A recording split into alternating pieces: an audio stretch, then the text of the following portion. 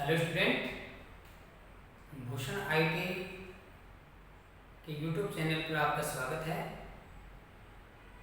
मैं गुरुदयाल कल्याणिया, अनुदेशक engineering drawing. आज आपको रिवेट के बारे में बताने जा रहा हूँ। आप बने रहिए हमारे चैनल पर। चैनल को सब्सक्राइब करें, लाइक करें, कमेंट भी करें, ताकि आगे भी आपको अच्छे अच्छे वीडियोस बनाकर सेंड कर सकें। आज अपन रिवेट के बारे में देख रहे हैं। पिछले वीडियो में मैंने बताया था रिवेट्स जो हैं वो हेड के आकार के अनुसार भिन्न भिन्न प्रकार के होते हैं। रिवेट का जैसा हेड का आकार होगा उसी के अनुसार उनका नाम भी वैसा ही होगा। स्टूडेंट, एक बात का आपको ध्यान रखना है कि आईटीआई की मुख्य बोर्ड परीक्षा में इंग्लिश में पेपर आता है, क्वेश्चन इंग्लिश में आता है। इंग्लिश का क्वेश्चन को समझने के में अपन को समस्या का सामना करना पड़ता है। जैसे अपना क्वेश्चन है, रिवेट है अपना rounded countersunk head rivet.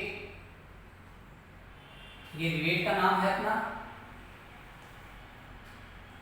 इसी के साथ ही जैसे अपना क्वेश्चन है, draw a rounded countersunk head rivet for joining plates of thickness 25 mm। Dear student, इसमें अपन को ये ध्यान रखना है कि इस क्वेश्चन में क्या दे रखा है। तो इस क्वेश्चन को पढ़ने से अपन को मालूम चलता है कि इसमें रिवेट का नाम आया है। अपन को कंफर्म है कि रिवेट बनाना है। अब रिवेट बनाना है तो किस प्रकार का रिवेट बनाना है, कौन सा प्रकार है रिवेट का। तो इसमें इधर दे रखा है rounded countersunk head. Rivet तो बनाना है, लेकिन वो रिवेट है rounded countersunk head rivet है। और इसी के साथ में जो जोड़ी जाने वाली जो प्लेट्स हैं उनकी थिकनेस दे रखी है 25 mm, 25 मिलीमीटर।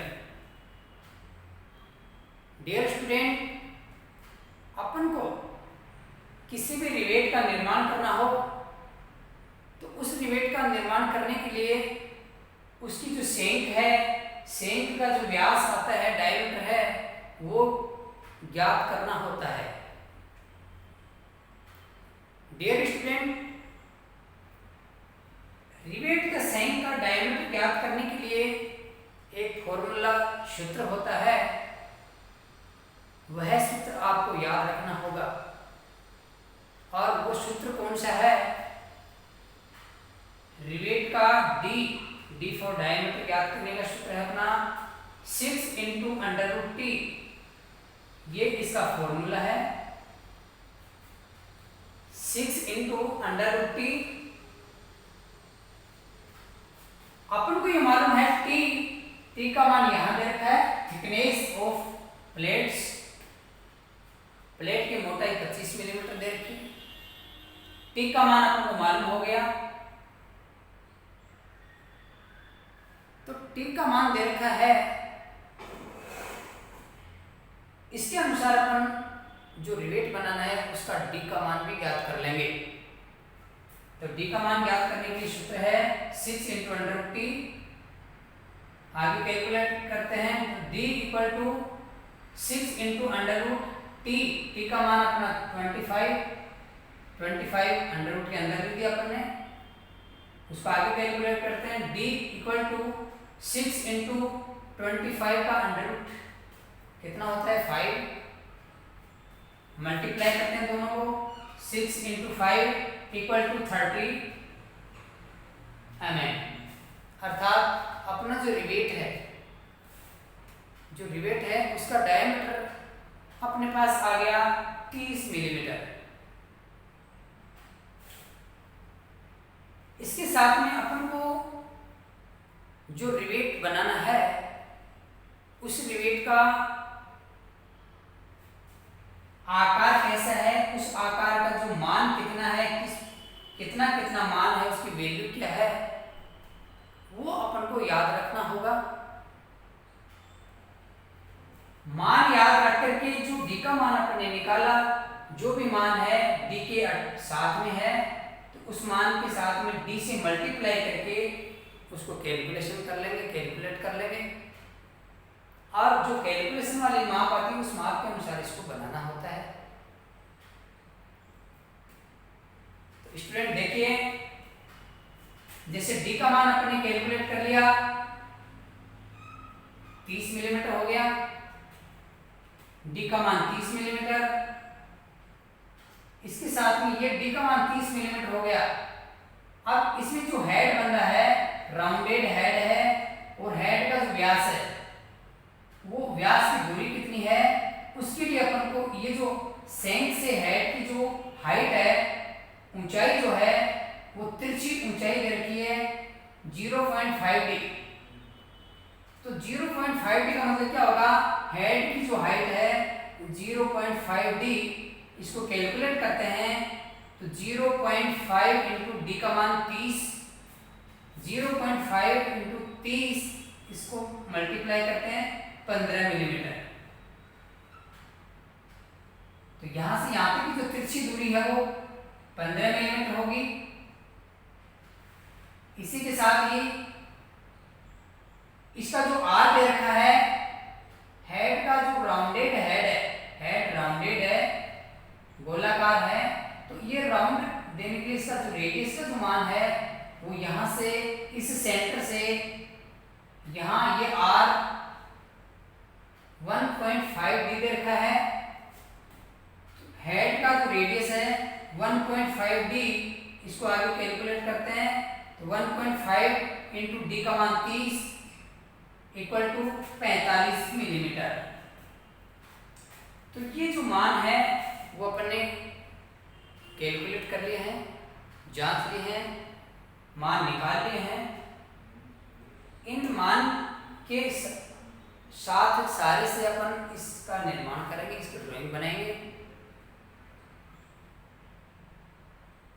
और इसी के साथ इसका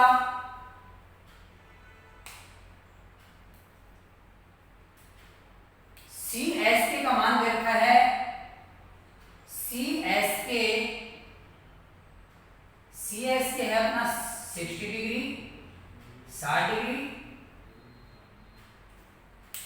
वो क्वेश्चन के साथ में लिखवाता है CSK at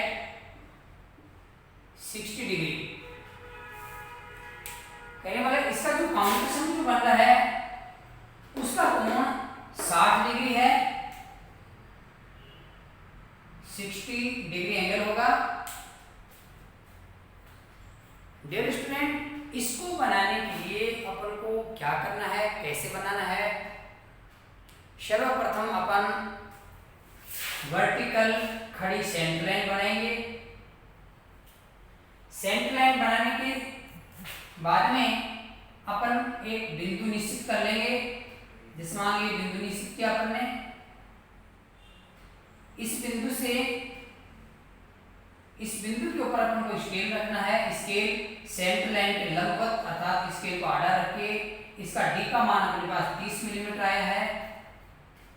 30 मिलीमीटर व्यास बनाने के लिए इस सेंटर से 15 मिलीमीटर का पॉइंट इधर लगाना है, 15 मिलीमीटर का पॉइंट इधर लगाना है और इन दोनों पॉइंटों मिला करके एक लाइन बना देनी है। वो एक इस सेंट का व्यास बन जाएगा। अब इसके ऊपर अपन को ये जो CS के 60 डिग्री का कोण है, तो यहाँ अपन को 60 डिग्री का कोण बनाना है। तो स्टूडेंट अपन देखिए, ये जो आकृति बनी है, त्रिभुज की आकृति बन रही है और एक त्रिभुज, इस त्रिभुज का जो एक कोण है वो 60 डिग्री दे रखा है। डियर स्टूडेंट, अपन को मालूम है कि किसी भी त्रिभुज का एक कोण 60 डिग्री है, तो बाकी दो कोण भी 60-60 डिग्री के ही होंगे। किस प्रकार से? जैसे किसी भी त्रिभुज के तीनों कोणों का योग 180 डिग्री होता है और उन तीनों कोणों में से अगर एक मान का मान दे रखा हो 60 डिग्री, तो वो एक मान जो है वो इसमें लेस कर देंगे।